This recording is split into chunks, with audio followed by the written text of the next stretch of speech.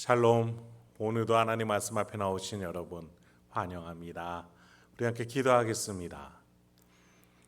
하나님, 오늘도 우리에게 귀한 말씀 주시니 감사합니다.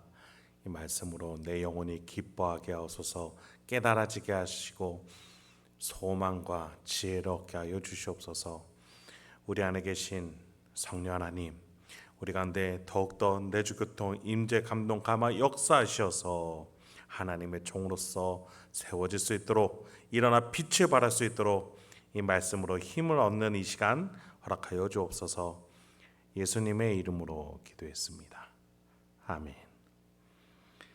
오늘 함께 살펴볼 말씀 이사야서 61장 1절에서 11절, 이사야서 61장 1절에서 11절까지 함께 살펴보도록 하겠습니다.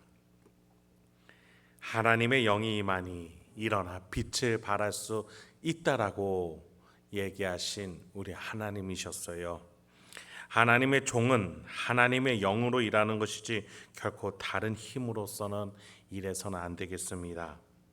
이사야 선지자는 바벨론 포로를 앞두고 있는 이스라엘에게 앞에 있는 고난과 핍박을 바라볼 것이 아니라 그보다 더 크신 하나님의 놀라운 섭리와 일하심, 즉 하나님의 영이 임해 일어나 빛을 발할 수 있는 하나님의 종 이스라엘의 그 위치와 역할을 기대하고 고대하라고 말씀하셨던 겁니다. 1절부터 3절 그 메시지가 이어지고 있습니다. 주 여호와의 영이 내게 내리셨으니 이는 여호와께서 내게 기름을 부으사 가난한 자에게 아름다운 소식을 전하게 하려 하심이라. 나를 보내사 마음이 상한 자를 고치고 포로된 자에게 자유를, 갇힌 자에게 노임을 선포하며 여호와의 은혜의 해와 우리 하나님의 보복의 날을 선포하여 모든 슬픈 자를 위로하되 무릇 시온에서 슬퍼하는 자에게 화관을 주어 그 죄를 대신하며 기쁨의 기름으로 그 슬픔을 대신하며 찬송의 옷으로 그 근심을 대신하시고 그들이 의의 나무 곧 여호와께서 심으신 그 영광을 나타낼 자라 일컬음을 받게 하려 하심이라. 1절에서 주 여호와의 영이 내게 내리셨다. 여호와께서 내게 기름을 부으셨다. 그렇습니다. 하나님의 종은, 교회는 하나님의 영으로 일할 줄 알아야 됩니다. 하나님의 영으로 힘을 얻고 지혜를 얻을 줄 알아야 합니다.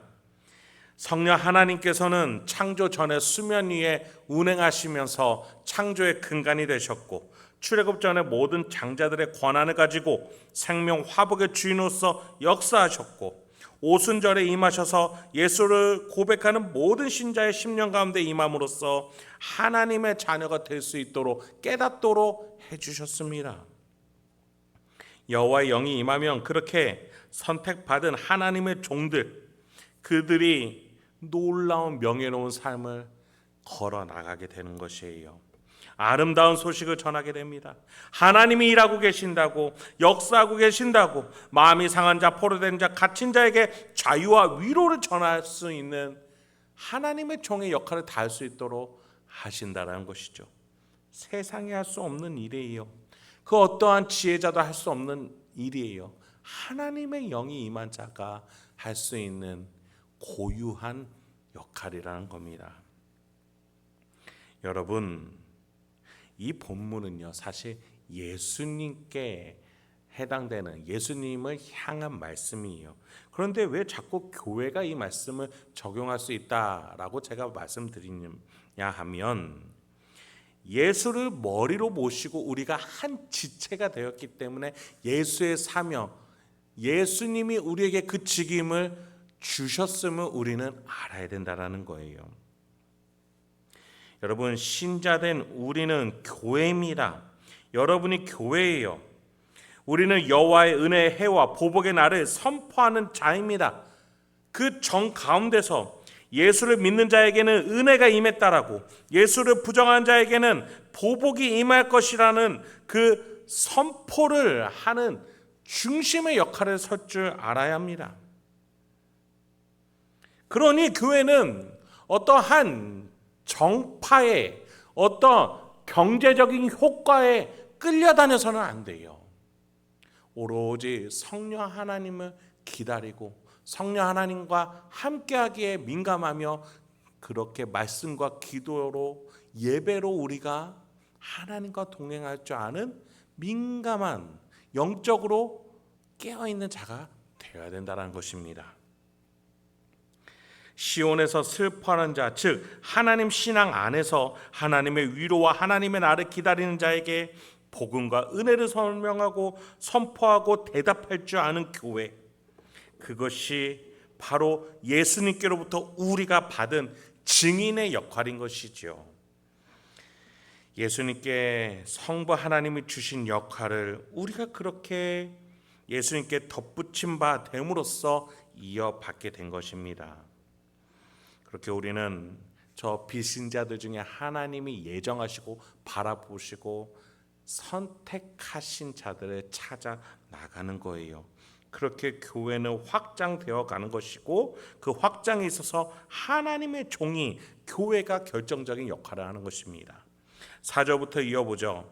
그들은 오래 황폐하였던 곳을 다시 쌓을 것이며 옛부터 무너진 곳을 다시 일으킬 것이며 황폐한 성읍 곧 대대로 무너져 있던 것들을 중수할 것이며 외인은 서서 너희 양떼를 칠 것이요 이방 사람은 너희 농부와 포도원 치기가 될 것이나 오직 너희는 여호와의 제사장이라 일컬음을 받을 것이라. 사람들이 너희를 우리 하나님의 봉사자라 할 것이며 너희가 이방 나라들의 재물을 먹으며 그들의 영광을 얻어 자랑할 것이니라. 너희가 수치 대신에 보상을 배나 얻으며 능욕 대신에 몫으로 말미암아 즐거워할 것이라. 그리하여 그들의 땅에서 갑절이나 얻고 영원한 기쁨이 있으리라. 여러분, 그래요, 참된 교회는 결코 멈추지 않습니다. 오늘 본문에서 참된 교회들, 즉 하나님의 종들은 비판을 받을 수 있어요. 심판도 당할 수 있어요. 그러나 회복 불능의 상태로 쪼그라들지라도 하나님은 포기하지 않으시며 다시 세워주신다고, 다시 놀랍게 일어설 것이다 라는 약속이 함께합니다. 황폐한 곳을 향해서 교회가 나아갈 때에 살만한 곳으로 세우게 돼요. 더 나아가 그 세워진 곳이 너무나 잘 사는 도시가 되니 외인들이 찾아온다라고 합니다.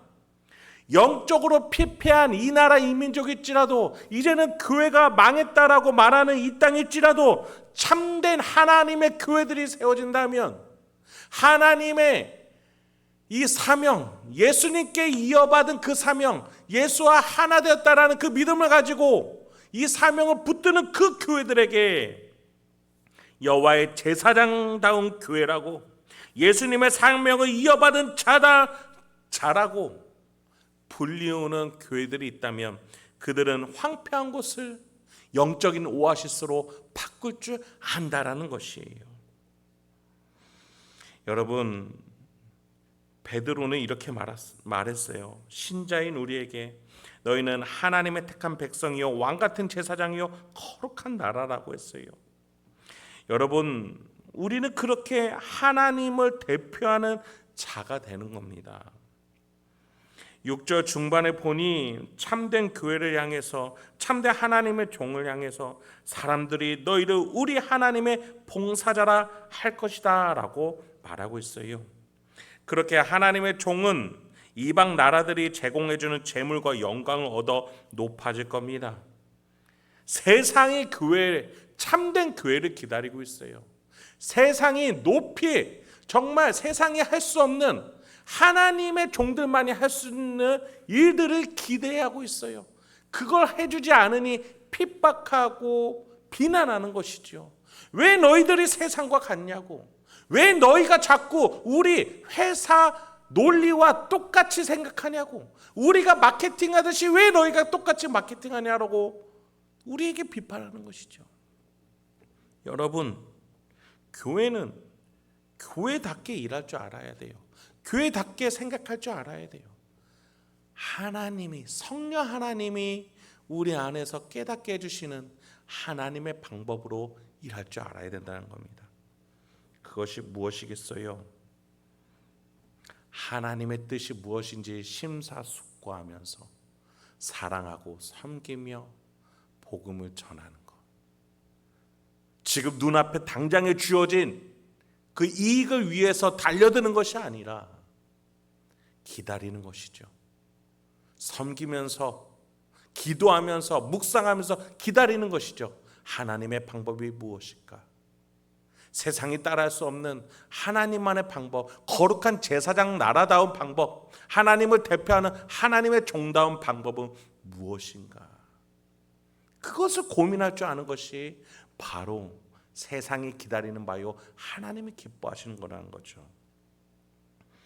그래서 하나님께서는 하나님은 이런 분이다 라고 8절 9절에서 이렇게 말씀하세요. 물은 나 여호와는 정의를 사랑하며 불의의 강탈을 미워하며 성실히 그들에게 갚아주고 그들과 영원한 언약을 맺을 것이라. 그들의 약속을 문 나라 가운데에 그들의 후손을 만민 가운데 알리리니 무릇 이를 보는 자가 그들은 여호와께 복받은 자손이라 인정하리라. 하나님은 정의를 사랑하신대요. 불의를 미워하신대요. 언약을 맺는 분이래요. 네, 하나님은 약속하시는 하나님이에요. 하나님의 종 교회를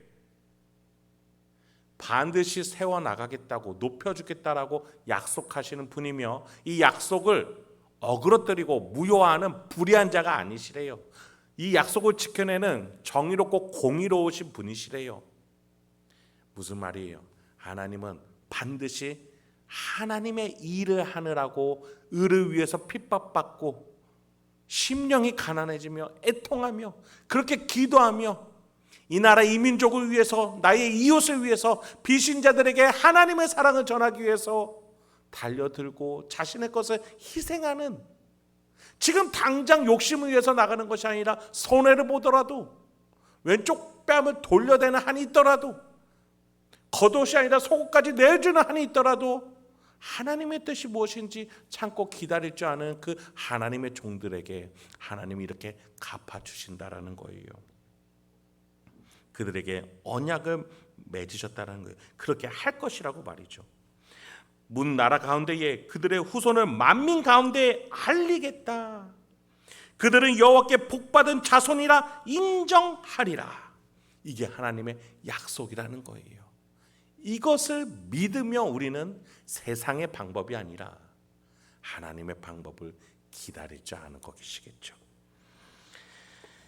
이러한 약속을 확인한 이사야 선지자는 10절부터 이렇게 노래하게 됩니다. 여러분 함께 한번 들어보시거나 또 읽으실 수 있는 분은 함께 읽어보시죠. 10절부터 11절과 같이 이렇게 마음이 기뻐 노래하게 됩니다. 내가 여호와로 말미암아 크게 기뻐하며 내 영혼이 나의 하나님으로 말미암아 즐거워하리니 이는 그가 구원의 옷을 내게 입히시며 공의의 겉옷을 내게 더하심이 신랑이 사모를 쓰며 신부가 자기 보석으로 단장함 같게 하셨습니다. 땅이 싹을 내며 동산이 거기 뿌린 것을 움돋게 함같이 주 여호와께서 공의와 찬송을 모든 나라 앞에 솟아나게 하시리라. 말씀을 마치겠습니다. 여러분, 우리가 되어야 할 모습, 가장 첫 번째 하나님의 종의 모습, 예수와 하나로서 예수가 받은 그 사명, 그 십자가를 우리가 함께 지고 가는 하나님의 종이 되기 원합니다. 나의 주변, 이웃, 우리의 가정을 위해서 먼저 사랑하고 먼저 섬기며 낮아 겸손하게 나아갈 때에 반드시 하나님의 종다운 모습을 내비치면서 우리가 살아갈 수 있게 소망합니다. 그리할 때에 하나님께서 우리를 높여주시어 반드시 우리가 복음을 설명하고 하나님을 주장할 수 있는 그날, 그 시간을 주실 때까지 우리가 섬기며 기대하고 고대할 줄 아는 저와 여러분이 되길 소망합니다. 함께 기도하겠습니다. 하나님, 오늘도 우리에게 귀한 말씀 주시니 감사합니다. 주여, 우리의 삶을 사용하시어서 하나님의 나라를 확장시켜 주시옵소서. 이 말씀 통해서 깨달은 바들을 우리 삶 속에 적용하고 실천할 수 있도록 지혜와 용기, 기쁨 허락하여 주시옵소서. 예수님의 이름으로 기도했습니다. 아멘.